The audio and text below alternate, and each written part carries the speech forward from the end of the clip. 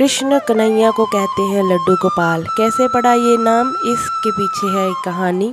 ये कहानी जुड़ी है भक्त कुंभदास जी से। उन्होंने पहली बार कहा भगवान को लड्डू गोपाल।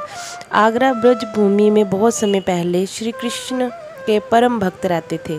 कुंभदास जी, उनका एक पुत्र था रघुनंद। कुंभदास जी के पास बांसुरी बजाते हुए श्री कृष्ण जी का एक विग्रह था। वह हर समय प्रभु भक्ति में लीन रहते और पूरे नियम से श्री कृष्ण की सेवा करते। वे उन्हें छोड़कर नहीं जाते थे, जिससे उनकी सेवा में कोई विघ्न ना हो। एक दिन वृंदावन से उनके लिए भगवान भागवत कथा करने का न्योता आया। पहले तो उन्होंने मना कर दिया, परंतु लोगों के जोर देने पर जाने के लिए तैयार हो गए कि भगवान की सेवा की तैयारी करके वह कथा करके रोज वापस लौट आए करेंगे। वह भगवान का सेवा नियम नहीं छोड़ेंगे। अपने पुत्र को उन्होंने समझा दिया कि भोग मैंने बना दिया है, तुम ठाकुर जी को समय पर भोग लगा देना। और वह चले गए। रघुनंदन जो उनका पुत्र था, उन्होंने भोजन की थाली तैयार करके भगवान के सामने बड़े सरल मन से आग्रह किया कि ठाकुर जी आओ और भोग लगाओ। उसके बाल मन में ये छवि थी कि वह आकर अपने हाथों से भोजन करेंगे जैसे हम खाते हैं। उसने बार बार आग्रह किया, लेकिन भोजन तो वैसे ही वैसे रखा था। तब उदास हो गए, रोते हुए पुकारा कि ठाकुर जी आओ भोग लगाओ। ठाकुर जी ने बालक का रूप धारण किया और भोजन करने के लिए बैठ गए। और रघुनंदन भी प्रसन्न हुए जो उनके पुत्र थे। रात को कुंभदास जी लौट कर आए तो पूछा कि भोग लगाया था बेटा? तो रघुनंदन ने कहा हाँ पापा। उन्होंने प्रसाद मांगा तो पुत्र ने कहा कि ठाकुर जी ने सारा भोजन खा लिया है।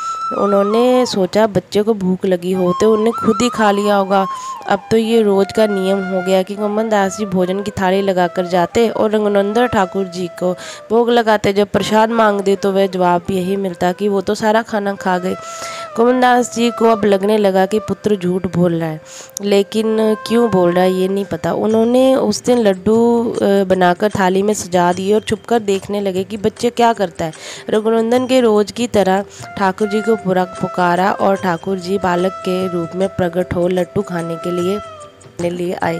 ये देखकर रघुनंदन जी दौड़ते हुए आए और प्रभु के चरणों में गिरकर विनती करने लगे। उस समय ठाकुर जी के हाथ में एक लड्डू और दूसरे हाथ में लड्डू मुख में जाने का ही था। वे जड़ हो गए, क्योंकि वो किसी और के सामने नहीं आना चाहते थे, इसलिए वो जैसे के जैसे थे वैसे ही जड़ हो गए। उससे बाद से ही उनकी इसी रूप की पूजा की जाती है और वह लड्डू रूप में कहलाए जाने लगे।